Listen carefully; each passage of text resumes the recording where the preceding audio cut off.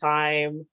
Maybe you you could use it also as a metaphor. So I think the important thing about poetry also is figuring out how many levels of metaphors you want to keep while you're writing.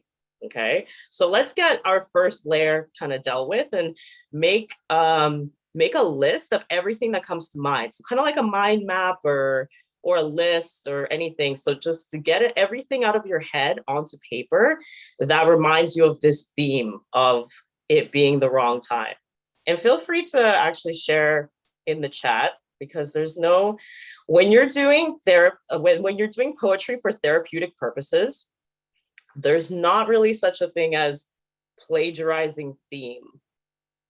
Like you don't want to take more than 3 words that somebody else has written. You don't want to copy what somebody else has said, but human pain, human experiences are universal. So if somebody is talking about a situation that they're like, this is what I want to write about, you're welcome to also write about that situation and just assume that as long as you're as honest about it as possible, then you're not, biting off the other person's poetry. We're all trying to be unique, but your life experiences are already unique, right? So don't feel the need to be unique in your theme. Let me see if I can find the chat so I can see what you're all saying. I'm having some I don't know how to get to the chat.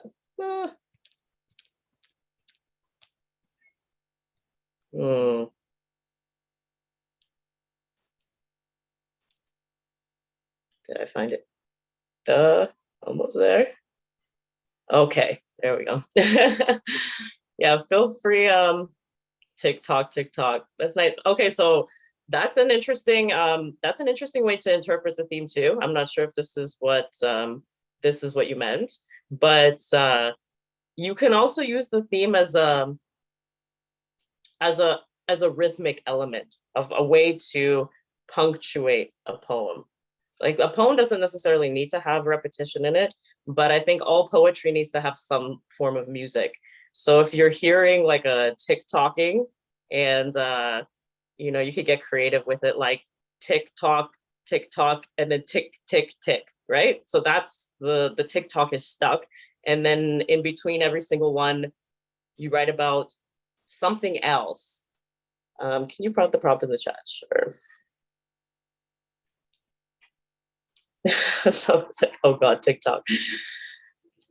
So one thing to keep in mind as you're writing down this list. So if you have your first layer, just like as a warm up, that's your first layer. Anything you brainstormed, try to look at that and find a structure for your poem.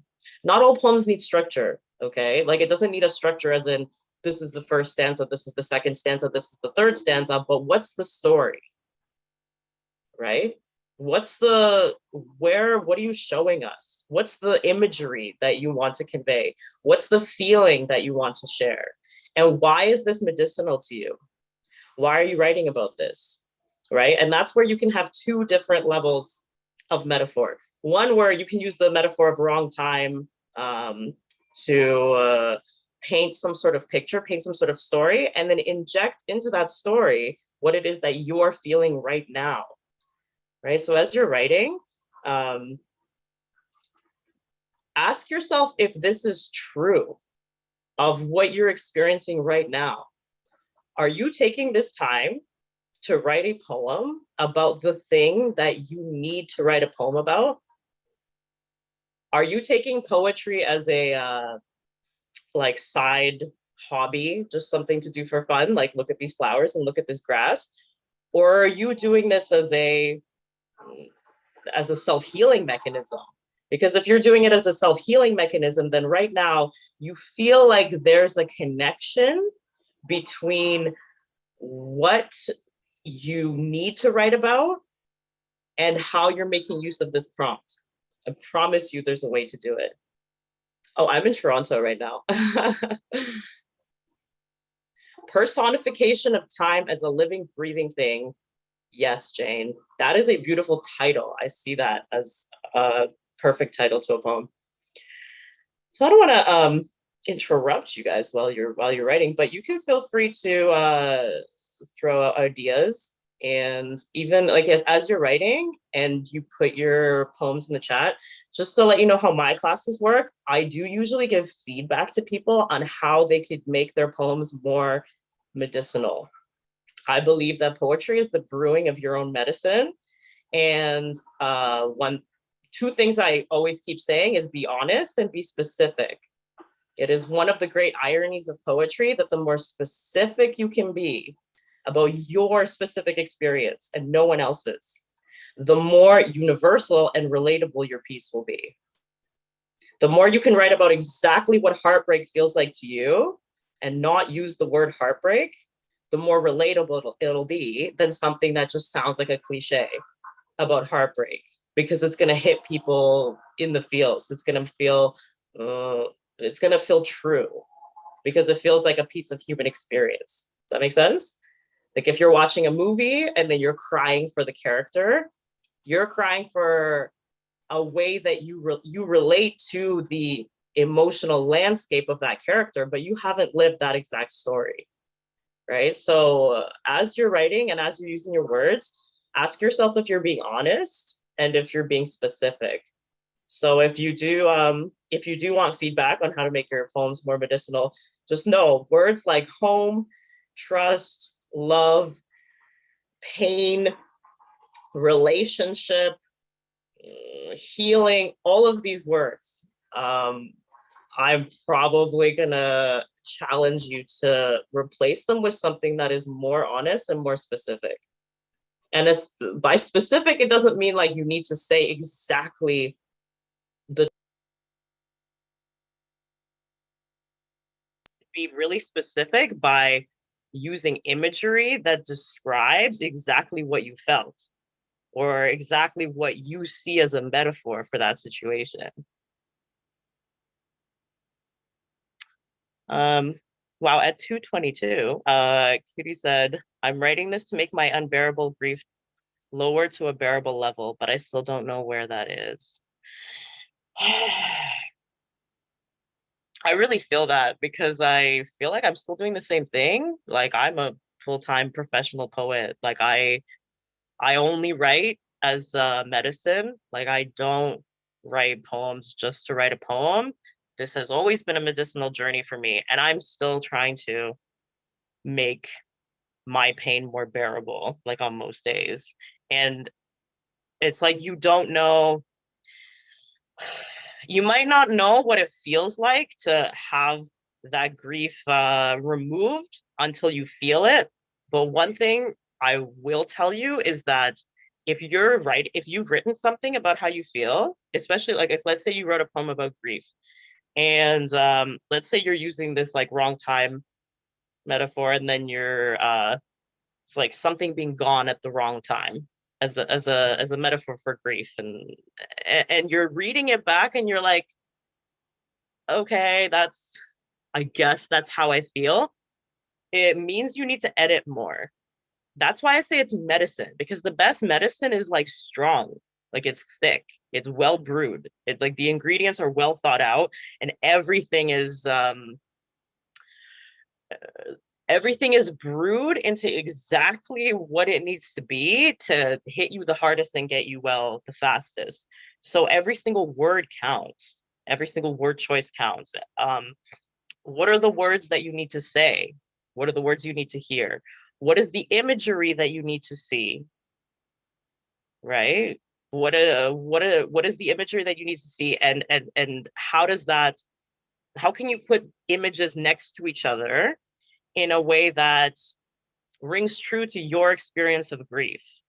Because one thing I'll tell you about pain and trauma is that it's unconsensual, right? It's not consensual. Like if you're carrying around some kind of pain and then you're walking around in the world and just things are just triggering you, that's not consensual. You smell something and then suddenly it's like 1993 again. You did not consent to that. A person looks at you a certain way, like on the subway, did not consent to feeling that way, right? But what poetry allows you to do is it allows you to trigger yourself consensually. That's why being honest. That's why being specific. That's why taking these little triggers that somebody else might be like, I don't know why you get triggered by that. You're too sensitive. But giving room to the fact that maybe you're not too sensitive, maybe you're making metaphors out of things that are happening in the world. And you can collect these experiences of when you have felt grief, put them all together and trigger yourself safely and consensually. And then it's medicinal. And then you read it and you cry. If you can read your poem and you can have some sort of release that you feel like you need to have, then you do that, you have the release, and then you read it again. And then you read it again. And then you keep reading it. Sometimes it takes like days, sometimes it takes weeks, right? You have to reapply the medicine. And as you keep rereading it to yourself, you might find some room for, oh, hey, I want to edit this part because this would hit me harder, or here's where I can be more honest.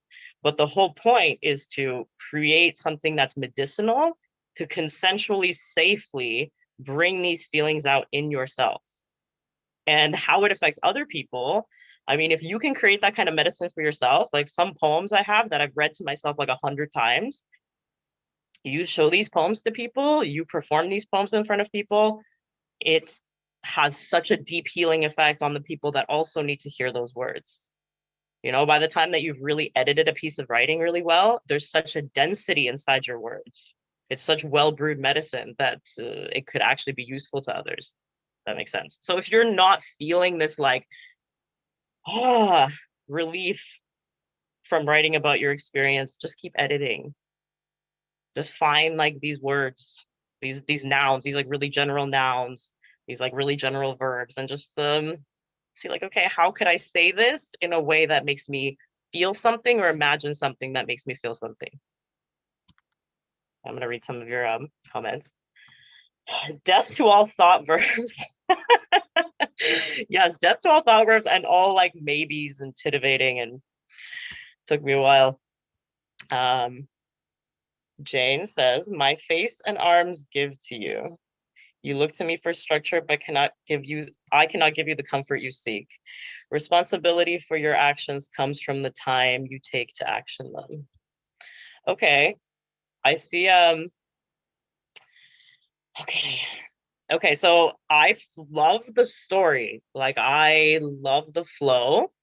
I'd love to see, because you're saying face and arms, I'd love to see you carry that forward to keep kind of the metaphor going on that, and then just play with the words like structure and responsibility, and just see if you can make them feel something more feely.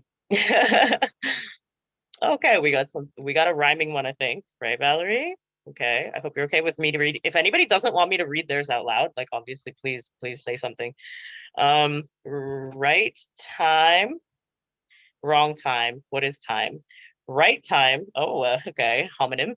Wrong time, put pen to paper. Right time, left time, where are you going? Right time, error time, did you make a mistake? Right time, left time, going against the grain. Right is time, left is time. What are your views? Right time, wrong time, why does it matter? Right time, wrong time, what is time? Okay, I really love like your plays on words and how you're changing the theme. I do wonder how you would have read it. And I think I would encourage you like in the second line and the last time, just because your rhythmic element is right time, wrong time. That's a lot of uses of the words time. I would challenge you to change what is time. And I know that's like a really important part of the piece too, but I hope you can see what I mean by like the other ones, like they don't feel like they're repetitive, but that one, I just feel like it could hit harder. Hi, this is Valerie. You read it perfectly. Thank you. Oh. I hope it's okay that I'm speaking. Yeah, for sure. My AirPods won't connect. So if I'm leaning forward, it's because I'm trying to hear you. Okay. Thank you so much. Yes, I appreciate that. I appreciate your feedback. Were you just saying the last what is time is what's not really needed, or what was the last thing you said? I was just trying to. It's not that it's not needed. I just the second line and the last line. I guess I feel like the last one it hits me it hits me the most as something that could sound a bit better. But the second one too, I'm not sure how to get around that, but you see how they feel like the second line and the last line feel more repetitive than the Yeah, other times. yeah, I kind of did that on purpose because I wanted the whole theme to Yeah. be about what is time. So we're talking about right time, wrong time, right time, wrong time, and then instances of those, and then in the end, what is time? But I can see Yeah. exactly what you mean. I could probably put in something, I think, would you say, in the second line down, the first instance of what is time, and then that will give the last instance of what is time a little bit more power? Is that what you're, or is that the opposite? Am I getting it wrong?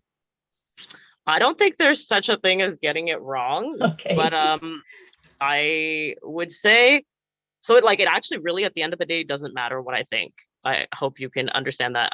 But if you can read this over and over, like today, tomorrow, like the next day, I just wonder what would happen if you read this every day for the next 7 days. I wonder if you would keep it exactly the same. Okay. I might You do think? that then. Yeah. Yeah. Thank you I'm so. such a editing advocate because I feel like when we edit, then sometimes really magical things show up and there's a new level of honesty that we can reach. So maybe what I'm feeling actually is that maybe it's just not complete. Maybe you're going to keep Okay. everything that you've already written, but there's more to write, but I'm feeling something really honest coming and something more personal coming. Okay. Mm-hmm. Excellent. Thank you so much. I Yeah, appreciate sorry that. to sound like a psychic intuitive No, or something, but no, I I get love these psychic feelings intuitives. for words. It's all good.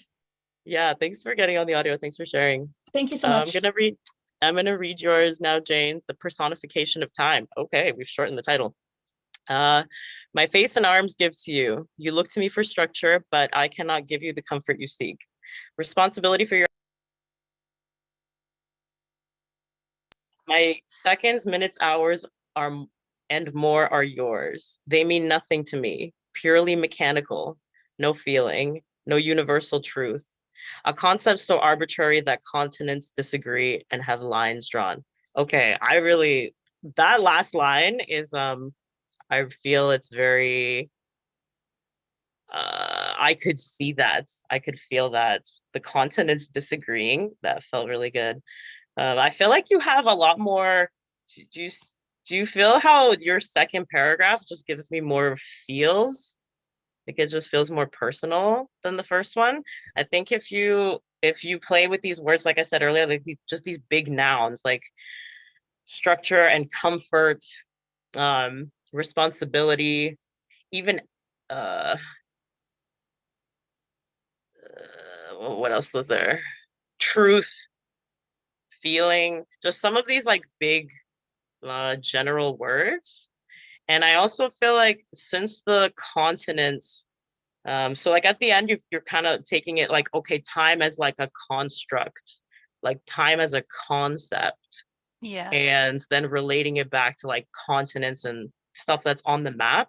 So I wonder if you could take that and make that into more of a theme and then have that theme be more present, or maybe have like your feelings more present. I hope that makes sense. Yeah, definitely. That does make sense. Thank you. Oh, you're welcome. Oh, I love your accent.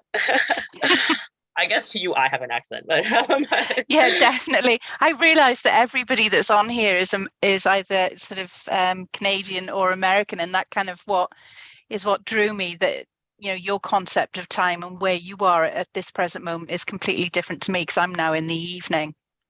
Oh, right. Wait, what time is it there? Is it 9 p.m.? Well, 6:30 in the evening. Okay. So I'm guessing you're behind, aren't you? So you're sort of more towards the start of your day, and I'm coming to the end of my day. And that's the sort of concept of time where wrong time completely depends where you are, what spectrum you are. Even when somebody is late from somebody else's perspective, they may not be late, or that there are degrees of lateness, I guess, isn't there? Degrees of time and concepts. Yeah. And I would encourage you to like take all of that. So like when I said to brainstorm, like at the beginning, something that I really like to do is to like really milk a topic. So everything you just said, like all of these kind of riffs off of the concept of time, I Yeah. challenge you to, like, as you're completing the piece, like put all of that into it. Like if I'm gonna have a poem and it has like I have one poem, it has like a chemical reaction as a metaphor. Like I have all of the words I could possibly find about a chemical reaction in there. You know, there's like the word hazard, there's the word catalyst, there's um the word chemical, there's the word smoke, there's the word fumes, like all the words that I could possibly think of on that topic. I Yeah. put in there. Like I save nothing. So everything that you have to say about time, like all of these little bits, that makes up your understanding of time, which will help it be in the end a better metaphor for what you're trying to express. Yeah, it's really useful. Thank you. Yeah, you're welcome. Oh, I guess James had to get back to work and it's probably already gone now. Bye, James. Too late. Teresa, I'm gonna read yours. It must have been the wrong time or place. Man-made time constructs aside for my birth. Feeling ripped out of my safe place, my imagined happiness, and ripped off like I was supposed to be born in a better space, like on an undiscovered planet. I have a nostalgic way of looking at things, like the way things actually were, having nothing to do with what actually happened. I've been waiting for humans to catch up to spaceships as a regular mode of transportation for 61 years. You know what? That reads to me like some beautiful prose. I really wonder if you write fiction, because I also write fiction. I have a lot of uncompleted fiction manuscripts I'm working on right now. And I feel like putting poetry into prose, like I do also do prose poems. I don't know if you've ever heard of that concept, but it's like you put a poem into like a paragraph. Um, but I'm really feeling from your writing like that's like the start of a memoir, or it just is really good characterization. So yeah, if you don't write fiction, I would definitely encourage you to step into that and give it a try. Thanks. um,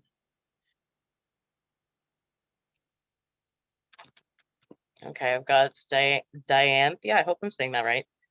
Tick tock, the mind is there. Tick tock, errors cannot bear. Tick tock, the fog. Tick tock, grasp not. Hear but not hear. See but see not. Oh, the wordplay, my gosh. Tick tock. How much longer before the talk ends? Wow. I love how you've made use of spelling, how you've been really purposeful with your capitalization, your punctuation, your spelling, just the lines. Yeah, I really feel that. It gives me, I feel like some spoken word from that, but then I also feel like it's such a beautiful page poem that uh, like the play on words with the here and the see. You knew I was gonna say this, but I would encourage you to put more of yourself in it, because it's those like those as lines. I wonder if any part of you feels compelled to make those every other line, and then in between those lines put something extremely personal, Well, that's even if why it's said artistically or abstractly, but to share more of like your soul in between. I have, as you're talking, I initially wrote what was there, what came out naturally. And as you see, as you continue to talk, I started adding more, like see but not see as life overflow. I'm suffering from brain fog from COVID twice, and someone who's always been able to write and hear and see, I can't even spell little words. Sometimes I wake up and so anyway, it's it, I am trying to put myself in it, but I initially start with what comes naturally, what I'm thinking naturally, and then I'll add to it and explore. But thank you for telling me to put myself more in it. It's yeah, yeah. I will try. I really love it. Like I feel like it's really beautiful. And by more of yourself, I mean, even if there's something that you find yourself, thanks for sharing what the fog means to you too. And I feel, so let's say I'm not saying you need to do this, but this is just an example of a way to like take the feedback that I'm giving more practically. So in between every single line, you would just write something that you find yourself thinking or saying often. Okay. When you say TikTok, the fog, like let's say you're always saying like, I don't know, it's probably a terrible example, but like I can't find my keys, something like that, right? So like if Yes. you find yourself Gotcha, saying that a gotcha. lot, sorry, go Or ahead. why did I put the milk in the microwave? Yes, I got it Yeah, now. honestly, I put the milk in the microwave. Like if you had stuff like that in there, like that's, I feel like that's on its way of being an award-winning poem. Like I'm not kidding. Just like with how musical it already is. Like if you put like real yourself as a human, like really the things that you're thinking and experiencing in between that, that's, Got you. Got you. Thank you yeah. so much. Oh, you're so welcome. Are we out of time? Is this, I'm just gonna keep going, I guess, until they kick me off. Um, so we got Joanne saying, wrong time, no time, now has passed. Tomorrow not achieved, breathe in deeply. The chill of the morning, early awakening. Oh, thanks, babe. Early awakening, your breath lingering. See with clarity through this icicle. Drip, drip, drip, before the sun wipes away our truth. Okay, I'm seeing the chill of the morning. See with clarity through this icicle. Drip, drip, drip, before the sun wipes away our truth. I love, like, you have such amazing metaphor consistency. That's something that is pretty rare for people to have. I'm stuck on the word truth because I feel like it's so good and it's so vivid. And then the word truth is just like I have no idea what you mean by that. So I feel like just that one word, just that one little part, just make yourself feel something, and then it'll make me feel something. I hope that makes sense. Yes, it does. Thank you. Oh, you're so welcome. Gotta let it marinate. Here, but not here. Nice. Bring it home. The time is what the clock says, but look at what the numbers say instead. Oh, wow. Oh. Okay, got Kira. Oh, I'm getting to the end. Okay. Kira says, organized is superior, used as a tool of self-esteem. The game is played and I am squeezed, but now I untangle myself and realize that my earliness will not make you pleased. The game is played. I'm feeling some really like narcissistic abuse vibes from this. I'm not sure if that's what you're going for, but I'm feeling like a real like you're writing about something really deep and maybe even really abusive, and I would encourage you to play with like the game is played and organized is superior. So just being more specific. So like if you're talking about somebody who's like, I'm organized and you're not, and I'm better than you, like, do they say those words? Or how could you, let's say that you just found this poem on the internet and then you were like, wow, I know a person exactly like that. So maybe even using like little bits of words that they use, or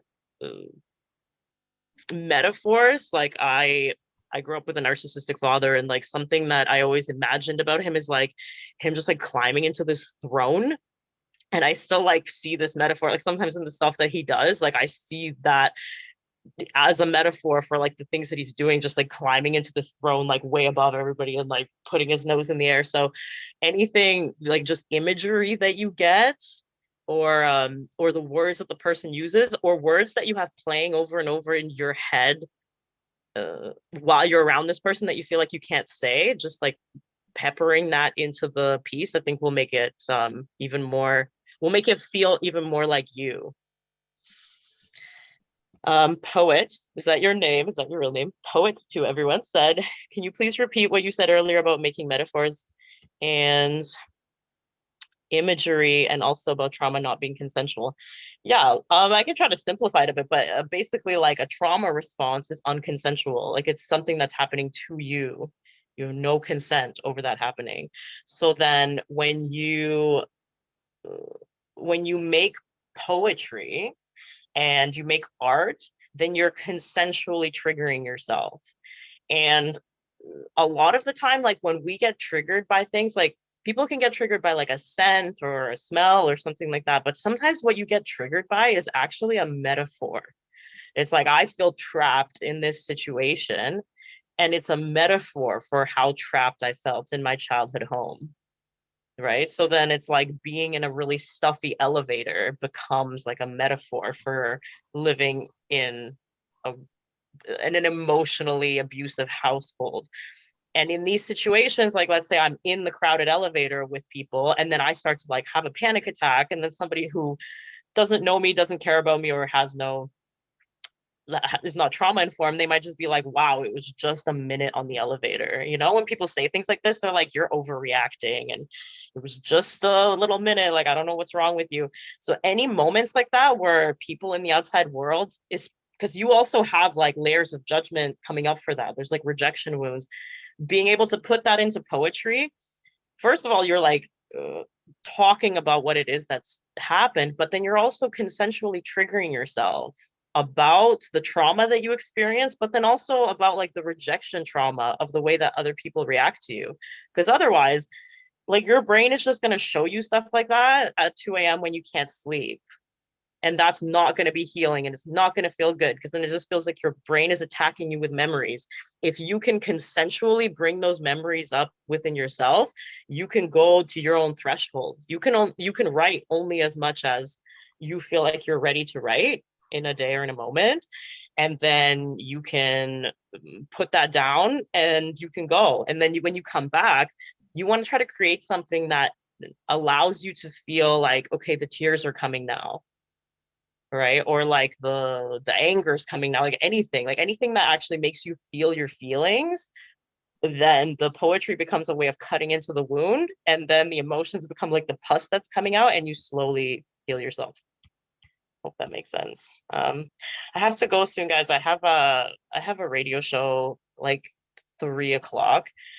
I don't often actually have radio shows. I hope it doesn't sound like I'm just trying to make myself look cool, but I promised them that I would be there at 3 Eastern, and I guess I would have been late for that too if I didn't come here today. So I'm gonna try to be on time. I'll give this like 5 more minutes if that's okay. Christina says, now is my time to shine. An aura of colors showering love outward from within. Feel hope less than this. One day is today is tomorrow, and tomorrow becomes today anyway. I really like the idea of like tomorrow becoming today anyway. I would encourage you to like, even like an aura of color showering love outwards from within, like it's an image, but is that the most specific that you can get with like your specific experience? That makes sense. So if you can be like as honest as possible about the things that, like, I think what really makes really medicinal poetry is when you can put at least one thing into every single piece that's something that like you think but you don't say, or you are waiting for somebody else to say, so you can be like, oh my gosh, yes, you know, like if you found it and you thought, wow, people think that way, or that happened to somebody, and just something like that, something that's like really radically honest, then it'll have more of a therapeutic effect on you. I'm actually gonna, if you guys don't mind, because I feel like the rest of the poems are really long, I'm gonna put my Instagram handle into the chat box. And if you were on this class, like just let me know you were in the class and like you didn't have a chance to get feedback on your writing, and I can just read it really quick and give you some quick feedback if that's what you want. I do have a writing class that's through SocietyX. I am also available. I have like my own writing course. It's like Pay What You Can, that shares, I think, way too much about my life and just how emotionally unstable I am, like a proper poet, and kind of guides you through the process too. So let me know if you're into that. But yeah, just stay in touch if you want to talk more. I hope you guys are okay with. Thanks for this. I know some people had to leave. I am gonna go. It's been really nice sharing space. Thanks for sharing honestly and being patient with me and being patient with each other. I hope you connect with me. I hope you connect with each other. And yeah, thank you. Thank I hope I get you. to see you again. Thanks. Awesome. Bye. Thanks. Bye.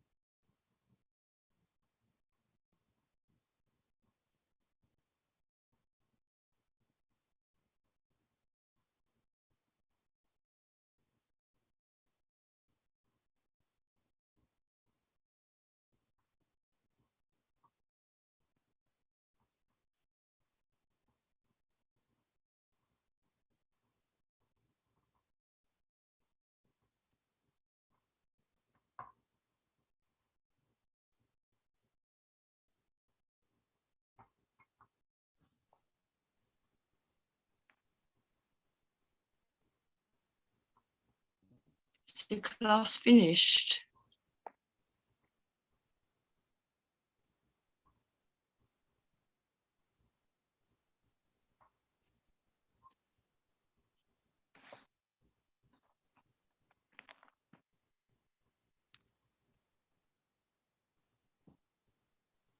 Hi.